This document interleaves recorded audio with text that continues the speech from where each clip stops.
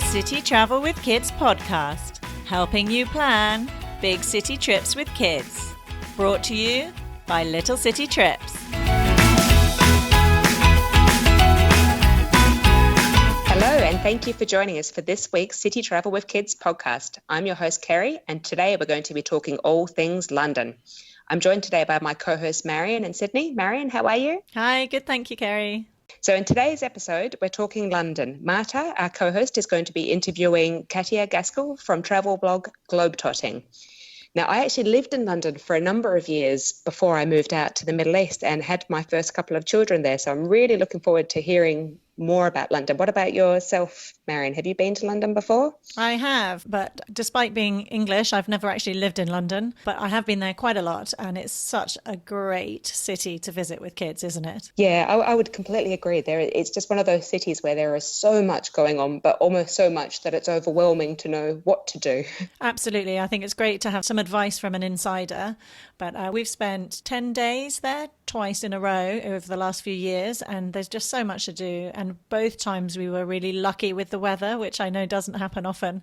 And when the sun's shining, I think there's nowhere to beat London. Absolutely, completely agree. And I guess the one big fear, and I hope Katja will cover this for us, is about the transport. So when we had just one baby and my husband and I, we didn't actually have too many problems getting around London, but I returned a few years later with all three of mine on my own. Very different story. So I certainly have memories of trying to carry strollers up and down stairs and just being crowded and busy and trying to deal with rush hour and what have you. So yeah, I'm sure Marta and Katja will cover off a number of tips on how you actually go about tackling a city as big as London when you've got children. Now, before we jump into the interview, though, we always like to read out a question from one of our followers on our City Travel with Kids Facebook group. Could you read out this week's question for us, Marion? I can indeed. Okay. We are travelling from Chicago to Italy to visit a few cities later this year. I am so excited about the trip, but I'm dreading dealing with the jet lag. We have a 4-year-old and a 7-year-old. Do you have any tips on coping with the jet lag? Now, this is a great question, but it's such a big question, isn't it? I kind of feel we could almost have an entire episode about it. But I will try and answer it quickly and concisely. I think it kind of boils down to 3 main factors with jet lag. There's sleep, sunshine, and exercise. I think the main thing that everybody struggles with the most with jet lag is feeling tired and sleeping at the wrong time. So I think the most important thing is to get your sleep pattern adjusted as soon as possible. And I think the first 24 hours are crucial. I would even go so far as to say start trying to change your sleeping pattern on the plane. So think about it before you even land and try and adjust your sleeping before you even get there. I would also say choose your flight to make it easier on yourself. So, for example, when we used to fly from Singapore back to London all the time, we used to do the overnight flight thinking it was easier with having the kids, but then you find yourself landing at 5 a.m. and you've got an entire day then to get to until 7 p.m. till you allow yourself to go to sleep. And that can be a really, really long day. But on the other hand, once you've cracked that first day, your jet lag is much easier. And I think that's the main thing, is really don't allow yourself to nap, because you go and lie down for an hour or two, you could easily wake up 4 hours later, and then it's going to take you days to get over that. Yeah, no, I completely agree with you. And you know, that's one of those difficult in-between long-haul flights. I think Chicago to Italy is, I think it's a 9-hour flight and a 7-hour time difference we're talking about.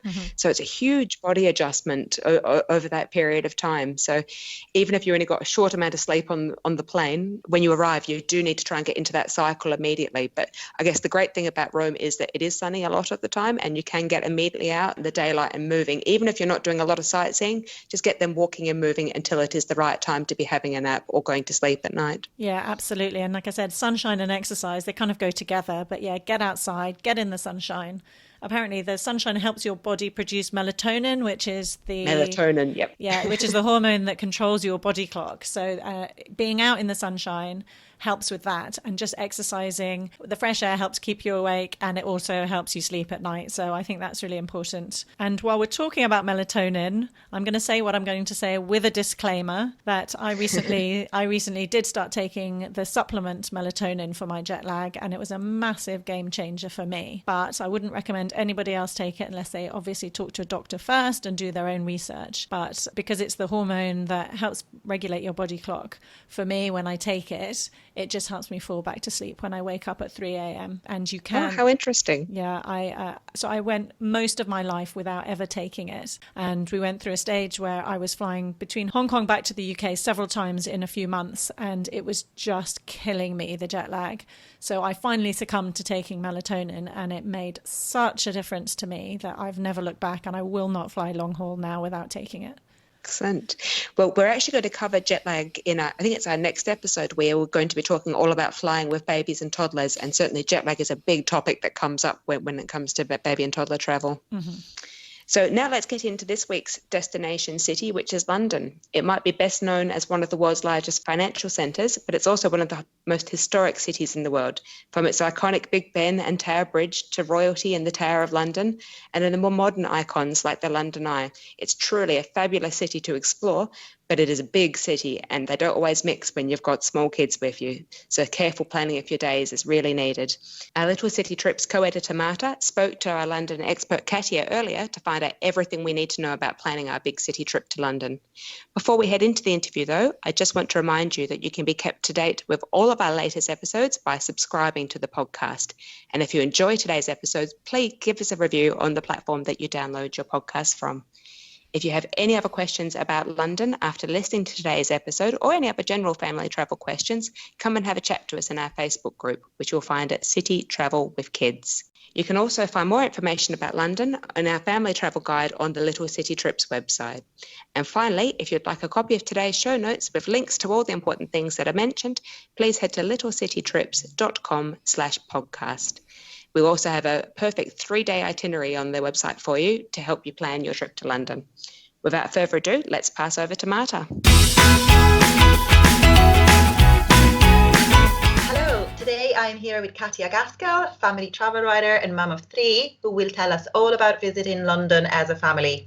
Katja is the author behind Globetotting.com, an amazing resource for adventurous families, and also writes for Twist Travel magazine, full of inspiration for families who love to travel. Katja has 3 children. Her family has called home several cities around the world, including Delhi and Mexico City, and she now lives in London. So she's a fantastic guest for our City Travel with Kids podcast, because she definitely knows how to tackle the city adventure with kids in tow. I had the chance to meet Katja in person at several blogging conferences, and I am delighted to welcome her here today. Hi, Katja, welcome. Hi, Marta. Thank you so much for having me on the podcast. I am so happy to have you here today. Thank you for joining me. I know that when I first met you, you were in Mexico City, and now you're based in London, with the whole family. So I would just be really curious to hear a little bit about, your family and all this inspiring life of travel. Absolutely. No, so I've always traveled. I grew up moving around, and then when I met my husband, I was about to move to Australia, and he followed me, and we got married, and we were in Sydney for 3 years, which is where our oldest son was born, Alfie, and I was studying a master's there. And after 3 years, Nick got a transfer with work to Delhi, so we moved to India, and we spent 3 years living there, and our daughter Tess was born there. And then he got another transfer to Mexico, and we spent 5.5, nearly 6 years in Mexico City. And our third and final child was born there, Sam, who is officially Mexican. And then 2 years ago, we moved back to London again for Nick's work. But the whole time we've been moving around, I've been writing and obviously traveling a lot with the family. Wow. Well, I remember I knew about Delhi and I knew about Mexico City. I had no idea about Australia. And also I didn't know, you actually gave birth in different countries. So, wow, that's always. Yes, very different experiences. It definitely, yeah. I would imagine even being back in London now, it could be quite different from being, all over the world, I guess. Does it feel familiar? Is it fun to be? London is an amazing city. Is it fun to be back in Europe? It really is. I was nervous about coming back. It sort of felt in a way like the adventure was over. But actually, having never lived here with kids, we've been really enjoying discovering it as a family. And it is an incredible city, and there is so much going on for children. London that we're slightly overwhelmed at times with how much there is to choose from. So we're all really enjoying it, despite the inclement weather and the fact that we have to wear coats, for sort of 75% of the year. We're really happy, actually. Yeah, well, I hear about the weather. I live in Dublin, so this morning I've got, rain on my windows. I've got the heating on, and it's summer. So, but no, I understand it. London, I mean, it is an exciting city. I love it. Like, I remember I was there when I was a student for a few months. It was my first experience abroad, and I thought it was absolutely fabulous. Like, every day there was something exciting to do, something to learn, something to see. I haven't been with the kids yet, though, because, as you say, it can be a little bit overwhelming. I think when they were tiny, I was worried about, with toddlers and strollers, like tackling the London Tube and public transport. That kind of put me off a little bit. And even now I kind of go, wow, with a limited time, that's so much to do. I don't even know how to get organized. So yeah, how are you finding it, like, in terms of logistics? Your youngest child is quite young. Like, how are you finding, let's say, getting around? Do you have any, I don't know, suggestions, or maybe it's not a worry? I don't know. So, I mean, definitely public transport made me get rid of our pushchair perhaps earlier than I would have done. The London Underground is not terribly stroller friendly. I mean, there are stations where they have stair-free access, and the Transport for London website is actually really good at helping you plan your route with stations that offer easy access. Buses, though, are much easier, and buses have a dedicated section for pushchairs, so you can fit 2 pushchairs on there, and as long as you don't travel during rush hour, then it's generally fine. And, London is such a big city, but it's like anywhere, as long as you kind of plan well and organize yourself and don't try and traverse the entire city in a day, then it's really manageable with kids. Great. Okay, no, that's good to hear. I didn't know about the buses, actually. Yeah, I think I always associate London with the Underground, but yeah, you're right, actually. Buses can be a great alternative, and also kids can look out the windows, which is always, it's always an easy win. And the other great thing about London is that it's such a walkable city. So once you get to your chosen kind of neighborhood or area for the day, you can just walk, and it's fantastic. I mean, you will cover a lot of ground, but you can walk from one place to the next, and it's fantastic like that. Brilliant. So I guess this is where the planning comes into its own, really. If you have an idea of what to do each day, then you can also, in terms of geography, kind of decide where to go, and then maybe stick around a certain area rather than going in and out. So the way we do our podcast is usually, like, we try and see if we can have, let's say, a 3-day itinerary around the city. What would be your suggestion? Let's say on their first day in London with children, what would you recommend them to do? Sure. So I think one of the best ways of getting a feel for the city is to either go up high or to get a sort of hop on, hop off bus around the city just to get your sort of bearings. So one option would be, to take the London Eye, and then you can get a real sort of feel for the city and sort of how it looks from up top. There are a number of hop on, hop off bus options, sort of tour options around London, but they tend to be quite expensive. Another option is to take just a regular double-decker bus, and there's a couple of really fun routes that are obviously a lot cheaper, but they and they take in some of the main sites. And one of our favorites is the number 9, which goes from Trafalgar Square to High Street, Kensington. And cool. In sort of Green Park and Hyde Park Corner and Knightsbridge and Exhibition Road, where the Natural History Museum is, the Albert Hall, and then Kensington Palace and Gardens. And you can get off there and then go to Princess Diana Memorial Playground, which is fantastic and especially good for younger children, and it's a great sort of splash area and sand pit. Oh, nice. Yeah. Well, I guess if it's a normal bus, then you can get it to go places and see the sites, like, from the bus. But if you want to hop off, then you'll just have to wait for the next one. And which, I mean, I know with London traffic you may have to wait a little while, but it's kind of easy to then go at your own pace, I guess, without any. And then so I would say do that to sort of get started with, and then especially if you are sort of in Kensington Palace area, it's not too far then to go to sort of the Natural History Museum and or the Science Museum. And I mean, that really is one of the amazing things about London, are the number of museums that are available and the fact that most of them are free unless you're going to a special exhibition. So Nice. as a family of 5, you can go and to the Natural History Museum and spend a day there without having to spend very much money because entry is free. Sure. So the entry is free. I presume it also means that you don't need to book in advance. You can just go. Yeah, unless you want to go to a special exhibition. So, for example, the Science Museum had this incredible exhibition called Wonder Lab, which is just a brilliant sort of hands-on kind of make things float and boil things. And it's just this sort of very interactive exhibition. And it's been on for a while, but that kind of thing you can book in advance. Or if there's a temporary exhibition, then I would recommend booking online first. But otherwise, no, you can just turn up. Cool. And can I ask you, you mentioned the London Eye. That I remember very long lines there. I remember I went up myself, which was brilliant. The views were incredible, but I presume that is maybe one to book in advance, or I don't know if there's a skip the line option. No, definitely book in advance, and the queues are still long. So okay.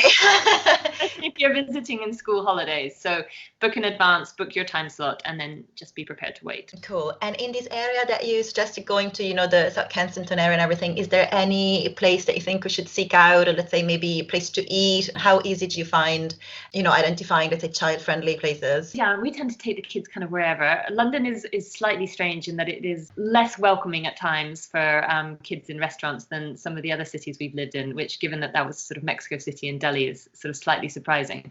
But there are lots of family-friendly options. I mean, near to the Natural History Museum we go to Five Guys and have a burger, but there's a handful of restaurants all around there. Cool. Or you could go up to Hyde Park and have a picnic. London has so many parks. You're really never that far from one. And especially if you have nice weather, then it's a great way to kind of have lunch outside or dinner outside. London parks are amazing. I remember I was really fond. I think Regent's Park was my favorite when I was there, just because I used to live like in North London, so that was like the easiest to reach. But yeah, they're fabulous and really easy with kids. So that's one of the things I definitely want my two to see, and the Natural History Museum as well. That would be a big one for us. Would you say, so we're kind of talking about day one, I guess this takes a bit of time, especially taking into account, the kids and their time. So do you think this takes up the whole day? Definitely. Yeah. I think, especially if you take that bus and then you sort of spend some time at the playground and then you go to one or two of the museums, that's your day. Yeah, easily. Perfect. Yeah. Those museums, you can spend hours and hours in them. And because we've also got near there the Victoria and Albert Museum, which is also very good. And the other thing I should say is that during school holidays, there is often workshops or activities happening, pretty much across London, but also at the museum. So it's worth having a look in advance to see if there's any special workshops going on. Nice. That's brilliant. Great. Now that's good to know. And I also think for me, like it would be being a foreigner, I'm always kind of aware, what language the things that are on are. And London being English speaking, obviously it means you can join in, quite easily because you don't have, that extra ordeal. I always find it when I recommend things in, let's say, my hometown, which is Rome, I kind of go, oh, but half of them are in Italian. But I guess London, at least, this is a great thing that you can actually join in with activities for the local kids, which I think is always so fun, it's a good experience. And like the Royal Park, so sort of Hyde Park in particular, during the school holidays, they also run activities. So, we've been to one before where the kids got to, I think, go on a bug adventure hunt and do crafts and, they sort of tell stories. And it's particularly good for sort of younger kids. So my youngest, who's 4, really enjoys them. But again, that's free. You just have to sort of book in advance online. But there's lots of fun things like that happening. Fabulous. So that's a pretty full day one. And what would you go on day 2? So day 2, I think you should start at the Tower of London. So get there for when it opens at 10. And this is the oldest fortified castle in Europe. So it's really fun. It's where the crown jewels are. You can meet a beefeater. And also, again, during the school holidays, they have really fun events. So you can learn to be a knight for the day, for example. Cool. If you visit at Christmas, they have an ice rink just outside in the moat, which is wow. So that's lots of fun. And then Tower Bridge is right there, so you can see Tower Bridge, or you can even walk across it. So you can walk across there. And it's always very scenic. I think it's always beautiful there. Yeah. Great sort of photo opportunities. So you can walk across there and head towards London Bridge and Borough. where Borough Market is, which is easily one of my favorite things in London. I mean, this is sort of one of the oldest and best markets in the capital. And, you know, you can buy sort of groceries, but you can also just amazing food. So food from all over the world, you know, sausage sandwiches and paella and fresh oysters and empanadas. I mean, it's just brilliant. That's amazing. And I just find markets are so nice all the time, but with kids in particular, because you don't have that pressure. You know, it's everything is informal and different people can have different things, which I find. I have two children who are the polar opposites with what they like and what they don't like. So I just think variety is key there. So market is always, yes, great, let's go. Everybody chooses for their own. You know, and there's lots of sort of, you know, sweet treats as well. I mean, it's just wonderful. It's always busy, so just keep hold of little kids. But it's a great atmosphere and really fun. Cool, great. So as we were saying, like we're keeping it somewhat compact geographically, so you have to travel to London in the morning, which I guess again is probably better to book in advance. I guess, and then the bridge and the market, which are free, so I guess you just walk there in your own time. Exactly. So you can, you know, so you'll easily spend sort of the morning at the Tower of London, and then sort of, you know, walk across the bridge and spend a good couple of hours in Borough Market. So that's a nice day. Cool, great. Is there anything like, would say for the afternoon there, or maybe not? Maybe by the time you've kind of taken the time in the Tower at lunch, like you're getting towards the evening already. Yeah, I think you're probably sort of heading in towards the afternoon. Also, the Shard is really nearby, which I think it's still the tallest. Right, I'm just going to. We can always tell the kids it is, or put them on a, let's do some research. What's the tallest building in London?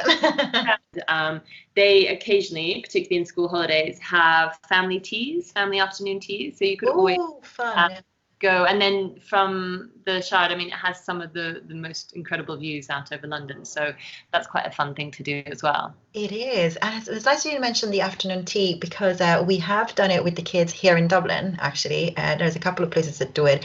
And oh my God, they loved it. Yeah. You know, so actually now you mentioned London, I was like, oh, that would definitely be a fun thing to do, because I don't know, just the atmosphere, the little sandwiches, they thought it was fabulous. So yeah, no, that's actually for when we go to London, I'd really like to do that, you know. There are so many places that do kind of themed teas as well. So, you know, there's like at the Sanderson Hotel, they do an Alice in Wonderland, sort of Mad Hatter's afternoon tea.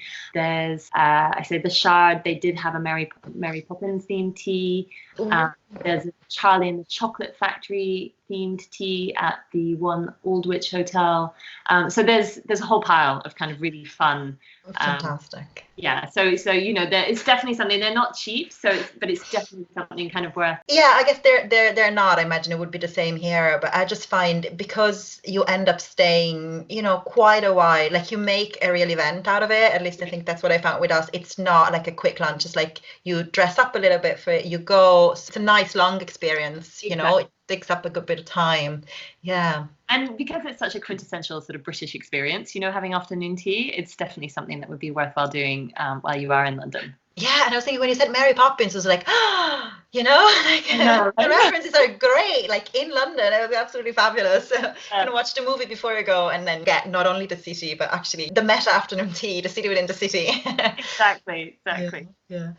Great. What do you think about day 3? I mean, it's quite a lot already kind of going on the first 2 days. So what would you recommend on day 3? Yeah, I mean, obviously you have so many options, but one fun thing to do is to take a boat down the Thames from Embankment Station to Greenwich. So, you know, having seen the city from up high, from the London Eye, you can now see it from the water, and you go past places like the Houses of Parliament and Tower of London, and you sort of get down to Greenwich, where you can then visit the Cutty Sark, which is this old tea clipper, so a really fast cargo boat that was built 150 years ago. Oh, wow. And that's a really, really fun place for kids. You know, you can literally go all over the ship. It's really interactive, lots of hands-on activities.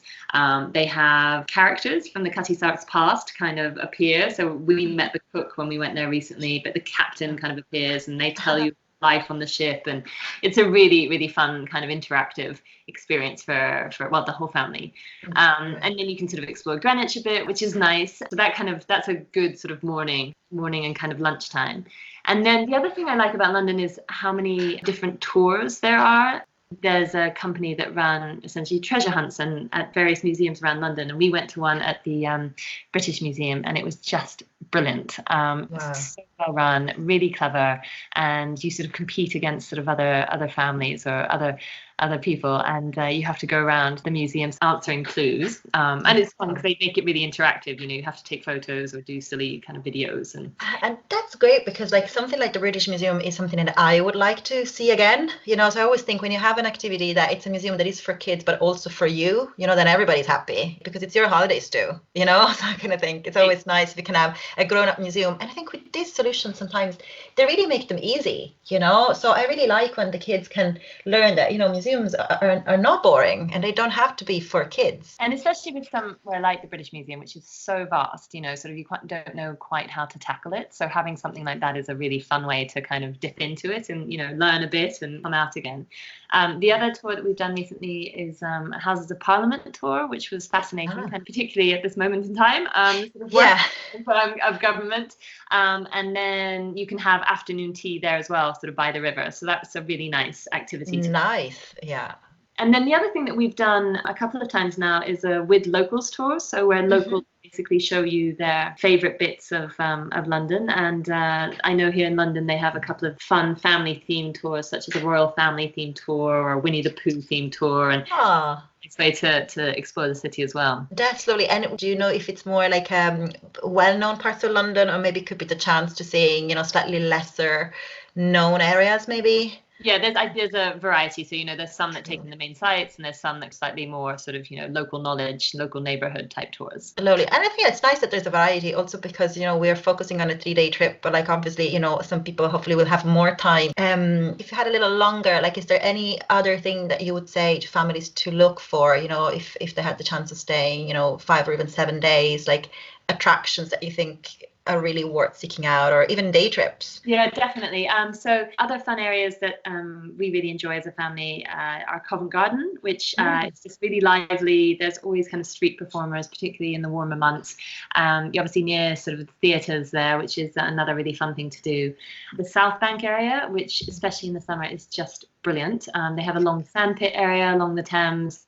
They have the Appearing Rooms fountain, which is this incredible, these walls of water sort of rise and fall at random, and basically kids run about shrieking and getting soaked. And they also have, in the summer months, the Underbelly Festival there, which is lots of really reasonably priced shows and theatre shows for families, which is a lot of fun. Wow. And then if you have more time, there's Hampton Court Palace, which is in London, although it sort of feels like it's out in the countryside, but you can get there in a sort of half-hour train from Waterloo, and that's where Henry VIII once lived. And that's really sort of it's a lovely, beautiful area, and sort of really fun to kind of explore with the children as well. That's cool. And are there some nice day trips that you'd say could be worth taking from London, or do you think like for a short holiday, staying in the city, it's more than enough? Well, obviously there's the Harry Potter. The Warner Bros. Studio tour, which for any child, I think, is a massive highlight. So that's a good day trip. And then you have places like sort of Oxford and Cambridge, which are not too far away, and you can go punting on the river in Cambridge and kind of explore sort of some Harry Potter locations in Oxford as well. So there's plenty of day trips. But there's so much to see in London itself that you can easily spend a week just kind of exploring the capital. Definitely. I remember like I studied English one summer in Cambridge, so I remember I'm very fond of the city. But just as you were saying, Harry Potter, okay, so it's a day trip effectively to go to the Harry Potter experience, yeah? Like it's not something that you can fit in an afternoon, you reckon? Yeah, I would say it's to try and do that and something else would be kind of ambitious, because it takes a bit of time to get out there, and it's on a good length of time, and so you could at a push, if you didn't have that much time in London, you could definitely do something else, but it also depends on your kids and how it's probably really intense, it's probably really exciting and full on, so definitely because we're talking about like distances or the time to get places, I think a big thing would also be try and find like a place to stay that puts you in a good location for sightseeing, without having to move too much. Would you have some areas that you recommend for visitors in terms of, how convenient they are, how safe, and proximity to parks, this kind of stuff? So, the thing with London is, the closer you are to the centre, sort of, closer you are to Zone 1, the more you're going to be paying. So you have places like sort of Mayfair, which just have beautiful hotels, like sort of Browns, which is just exquisite, and, they have biscuits with your child's name sort of iced on it, Right. that kind of thing. Victoria is central and sort of has some marginally more budget-friendly options. And yeah, there's a couple there, like the Nadler and Taj 51 Buckingham Gate Suites and Residences. So those are sort of a bit more kind of wallet friendly. Kensington is another really nice area, and then you're really near Hyde Park. Obviously, if you really want to kind of watch your pennies, then I'd go Airbnb and sort of be further out in like zone 3 or something. Sure. East London is a really sort of fun neighborhood, but it's a bit more sort of hipster. Yeah, so you can really kind of go anywhere. I mean, the great thing about London, even if you are having to navigate the underground, is that you can get anywhere really easily. Yeah, but I think it's great to know, like, for instance, you were saying East London, because I think especially if you're looking at Airbnbs, it can easily get overwhelming because you kind of go, I really don't know the area. Is it going to be nice? Is it going to be safe? Is it going to be, full of families or, or students? Just to get, it's difficult, I think, from an outsider to get a sense of what an area may feel like when you're there with kids. So I think it's great that you said that. Yeah, I know it is tough, isn't it? I mean, you have sort of South London, which sort of the Clapham Balham, which, you're out in zone 3 there, but that's a really family neighborhood. So if you manage to find a sort of good Airbnb there, then you would be surrounded by families, massive park, and again, sort of very easy to get into town because you're on the Northern Line. So, where I live up in North London, sort of Finchley, again, you're sort of on the Northern Line. It's a very sort of family area, sort of leafy and green, or Highgate, which is slightly closer into town.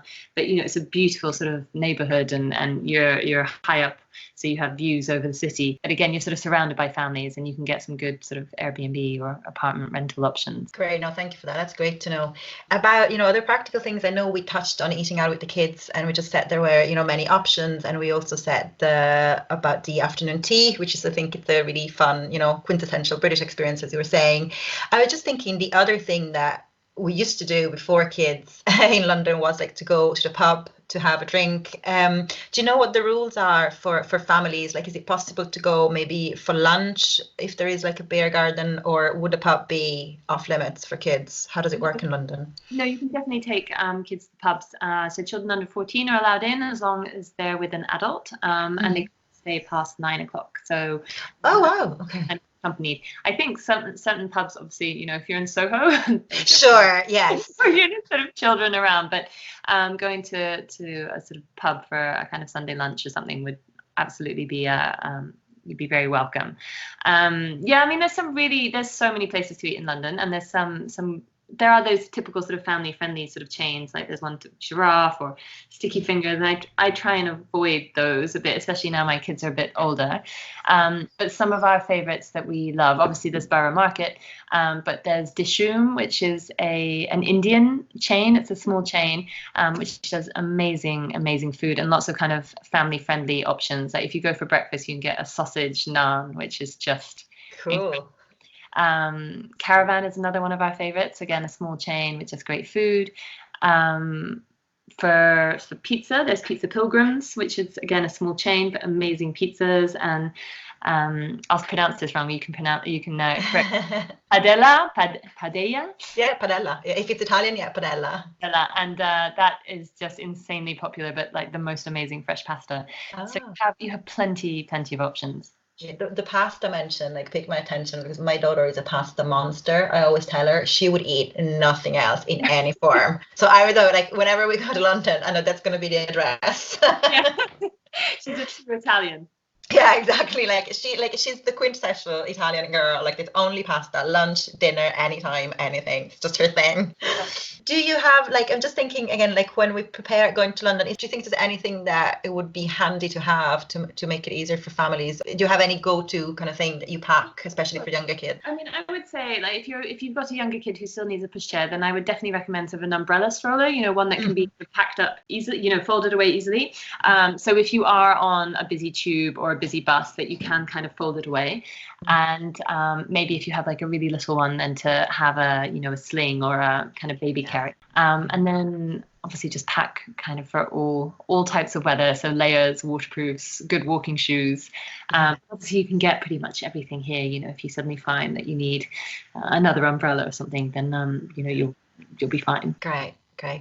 Now we're getting towards the end of this episode, and what we do when we get to this point, we do what we call our fast 5 questions. Are you ready? Almost. Let's see. Okay. First question would be, can you recommend one hidden gem? Okay. I think it is a hidden gem, especially if you haven't been to London before. But the area of Little Venice is just so pretty. It's a small sort of canal area with canal boats and river boats and a lot of people who sort of live on them, and you can kind of walk along the canal paths, and it's just lovely. In fact, you can sort of walk along till you get to sort of Camden or Regent's Park, and it's a really, really pretty area. Fabulous. Question 2 is one thing we should splurge on while in London.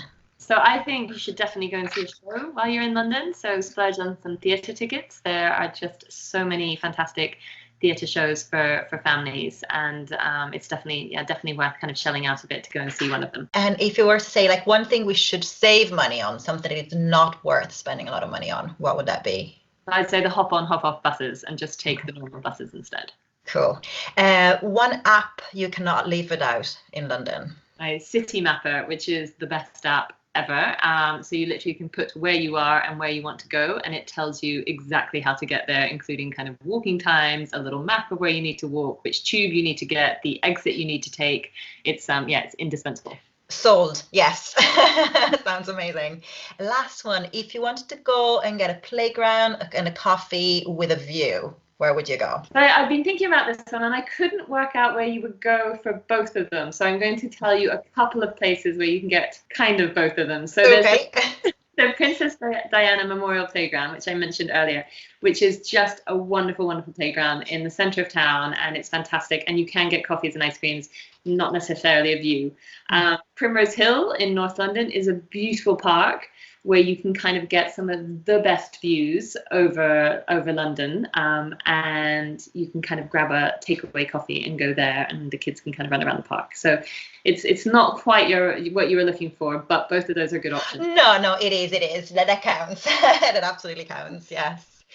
Well, Katja, thank you so much for all these tips about London with kids. I really enjoyed chatting with you. I learned loads, and I really want to go now. You know, it's always been in the cards, but I now really feel like I definitely want to go and see all this stuff and eat all that pasta.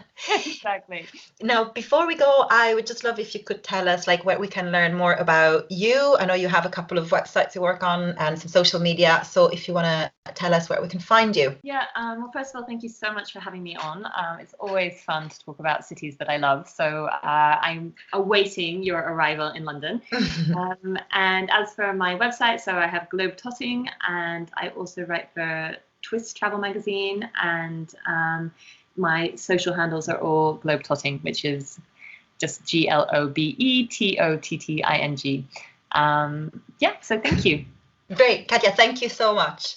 Well, I hope you enjoyed our interview with Katja, and it gave you good ideas on how to enjoy London with kids. Before we go, I just want to remind you that if you want to be kept up to date with all our latest episodes, then don't forget to subscribe to the podcast. And if you have any questions about London after listening to today's episode, or you have any other family travel questions, you can come and chat to us in our Facebook group, City Travel with Kids. We would love to see you there. You can also find lots of information about London on our family travel guide on the Little City Trips website. Finally, I want to let you know that you will be able to find a copy of our show notes from today's episode on our website at littlecitytrips.com/podcast. And we will link to any relevant and useful information mentioned in today's interview there. And one last thing, if you like the podcast and you found it useful, we would love if you could leave a review for us on your favorite podcast player. This will help other families who love to travel find us and get useful information from our community. Thank you for listening.